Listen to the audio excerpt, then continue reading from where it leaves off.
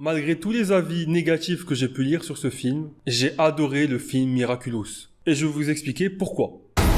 Nous sommes plus forts ensemble. Ce que j'ai pu remarquer en consultant un peu les avis, c'est que les fans purs et durs de la série n'ont globalement pas beaucoup apprécié le film, et que ce soit pour ceux fans ou ceux totalement étrangers à la série, les deux condamnent la quantité ou même simplement la présence de chants à la Disney dans le film. C'est de le raconter en chantant, parce que quand on fait une chanson, on va direct à l'essentiel, on sait ce que les gens pensent à l'intérieur, et surtout on peut y aller visuellement, on peut faire des choses spectaculaires. Alors, personnellement, je ne suis pas un fan de la série, mais je me suis quand même un peu préparé avant d'aller regarder le film. J'ai regardé 5 épisodes, dont les 2 épisodes qui sont l'origin story de Ladybug et Chat Noir, les 2 héros du film. Donc bon, je n'ai bien entendu pas maté les 5 saisons, mais je ne découvre pas non plus l'œuvre à travers le film. Je suis un peu familier de l'univers Miraculous. Surtout que si pendant 5 saisons ça reste comme ce que j'ai vu, à savoir des épisodes standalone avec les mêmes personnages dans le même cadre et avec le même antagoniste, avec toujours le même schéma scénaristique pour chaque épisode, eh bien je pense que quelques épisodes suffisent à faire une comparaison basique entre la série et le film. Même si évidemment la comparaison sera moins pertinente, moins aboutie que pour quelqu'un qui aurait regardé plusieurs saisons.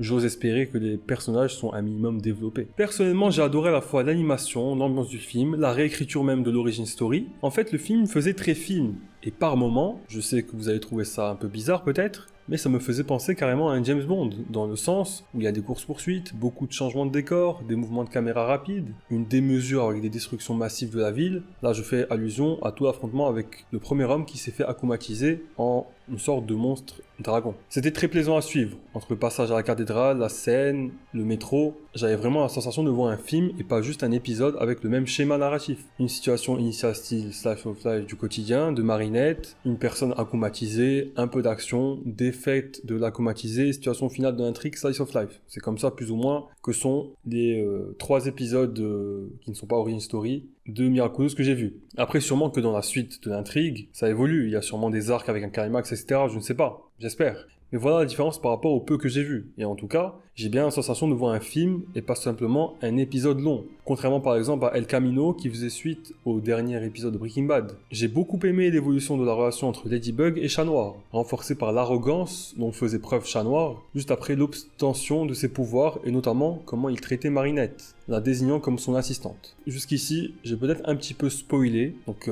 je pense que je vais spoiler encore davantage dans la vidéo, donc si vous n'avez pas vu le film, je vous invite à quitter la vidéo. On passe en partie vraiment spoiler. Les fans ont gueulé parce que apparemment Chat Noir n'aurait pas la même personnalité que celui de la série. Et d'ailleurs, ce n'est pas le seul. Les fans disent que les personnages n'ont pas la même personnalité, en tout cas certains, pas tous, que dans la série. La personnalité n'est pas respectée. Alors je vais vous délivrer un avis qui évidemment ne vaut pas celui de quelqu'un qui a vu toute la série, mais j'ai quand même vu 5 épisodes, et j'ai pu constater la personnalité de pas mal de personnages, en tout cas ceux qui se retrouvent dans le film, et il y en a beaucoup qui se retrouvent dans le film.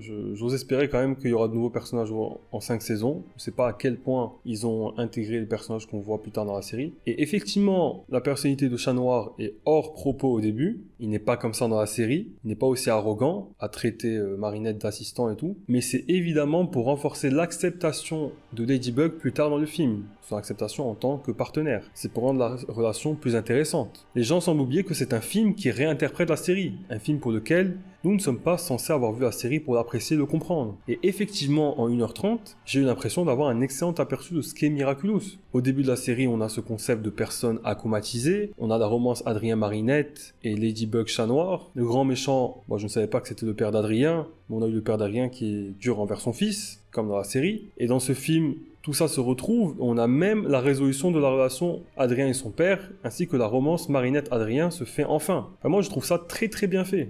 En plus, l'action monte crescendo, première phase, le héros acquiert ses pouvoirs, il ne se sent pas à la hauteur, elle veut les abandonner mais finit par les accepter, classique. Premier ennemi qu'elle combat et sauve avec ses pouvoirs, découverte du partenaire Chat Noir, puis étape supérieure, plein d'ennemis en même temps, qui fichent la pagaille, donc dans la fête foraine, et enfin ennemi final avec la plus grosse destruction de ville, le plus d'enjeux. Le tout ponctué d'humour, de développement de relations entre les personnages, particulièrement la romance d'Adrien Marinette. Donc voilà, au début, Chat Noir n'a pas la même personnalité, c'est un enfoiré, mais Adrien est le même que celui de la série. Et après qu'il a accepté Ladybug comme sa partenaire, il me semble avoir la même personnalité que dans la série. Donc pas de quoi gueuler. J'ai aussi vu que certains trouvaient Chloé plus méchante que dans la série. Alors moi où j'en suis, je n'ai constaté aucune différence. Dans le film et dans la série, elle mérite une bonne paire de claques. Et puis encore une fois, si c'est juste la même personnalité mais un peu exagérée, ce n'est pas dramatique. C'est un film, c'est une histoire parallèle. Oui, la base est la même, mais s'il y a des différences comme ça, il ne faut pas gueuler. Je sais qu'on peut se sentir perdu, mais vraiment dites-vous que c'est une histoire alternative.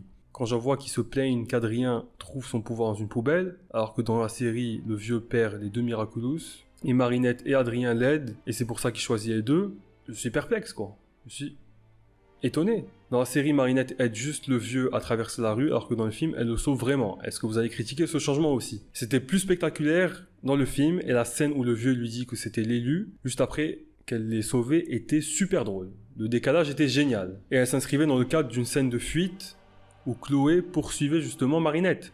Ces changements, il faut les embrasser, justement. On ne va pas voir le film pour que ce soit exactement comme dans la série. Et Chat Noir qui trouve son pouvoir dans la poubelle, on s'en fout, quoi.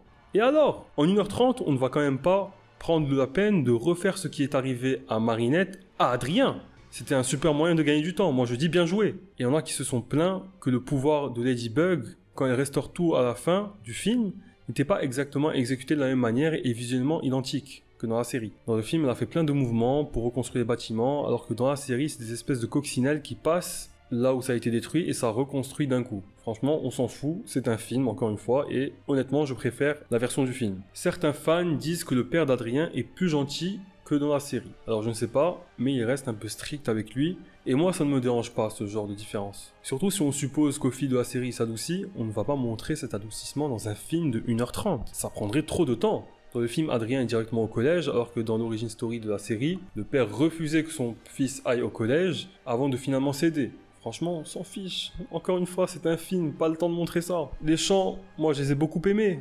À part un ou deux qui étaient moyens, j'ai aimé. D'ailleurs, dites-moi en commentaire ce qui vous dérange dans les chants. Certains reprochent que la plupart des chants n'apportent pas grand-chose, si ce n'est que chanter pour chanter. Là où par exemple dans La Reine des Neiges, les chants marquants ont un vrai intérêt au développement de personnages. Et ce n'est pas faux, mais j'ai l'impression que les gens n'ont aimé aucun chant. Celui de Marinette qui court dans un espace vide se questionnant sur ses pouvoirs, c'était très pertinent. C'était génial. Ça me faisait penser à Je te cherche de La Reine des Neiges 2. D'ailleurs, je pense que c'est une référence, ou une inspiration en tout cas. Un easter egg, un clin d'œil. Mais le Miraculous qui explique ses pouvoirs à Marinette en chantant et qui en plus chantait mal, là oui, je suis d'accord, ce n'est pas pertinent. Mais globalement, j'ai trouvé que c'était une bonne idée, un pari risqué de mettre des chants. Et c'est à ça que sert le film, que sert faire un film. Prendre des risques qu'on ne ferait pas dans la série. En tout cas, ils ont gardé l'essence de Miraculous, et ça, c'est déjà génial. Je pense que certains fans n'ont pas apprécié que dans un film considéré comme non canon, ils mettent des éléments scénaristiques qui ne sont toujours pas arrivés dans la série. Je ne sais pas lesquels exactement, mais je suppose que Marinette et Adrien ne sont toujours pas au courant dans la série de l'identité respective de l'autre. De même que leur romance ne s'est pas conclue. Logiquement, ça arrivera vers la fin. Je ne sais pas combien il reste de saison pour Miraculous. Alors, voir le premier baiser de ces deux-là dans un film, non canon, je peux comprendre que ce soit culotté. Même la relation du père et du fils, je ne sais pas s'il a eu une telle conclusion dans la série. Mais moi j'ai kiffé. La scène finale du baiser où Marinette met son masque pour que Adrien comprenne que c'est elle, lui qui a les larmes à l'œil, c'était génial, émouvant, sublime. Certains disent que la scène était trop courte et que le baiser était caché. Je peux le comprendre, ils attendent ça depuis si longtemps. Mais peut-être que le film justement ne voulait pas trop en montrer parce que le film est non canon. J'ai envie de dire, si vous mettez une scène pareille, assumez-la jusqu'au bout. Enfin bon. Certains disent aussi que le film est plus enfantin que la série. Alors, du peu que j'ai vu, je trouve que le film a un ton plus sérieux. Mais la présence de chants, notamment du côté de l'antagoniste, et le message du pouvoir de l'amour et de l'amitié qui sont très niais, viennent apporter un côté plus enfantin au film, effectivement. Mais moi, ça ne m'a pas dérangé.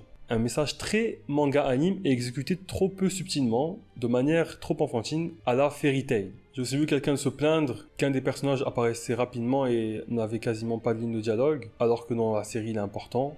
Bon, encore une fois, c'est un film d'1h30, c'est une histoire parallèle, une réinterprétation, 3 petits points, 3 petits points. En conclusion, si vous n'avez pas vu la série, je vous recommande d'aller voir le film, vous passerez un bon moment. Le film est drôle à bien des moments, et franchement, on se prend d'affection pour les personnages. Et surtout si vous êtes parisien, vous allez kiffer voir la Tour Eiffel et certains endroits à Paris avec de l'action autour, en style d'animation. C'était Shinokaze, et n'oubliez pas, je n'ai pas d'ennemis.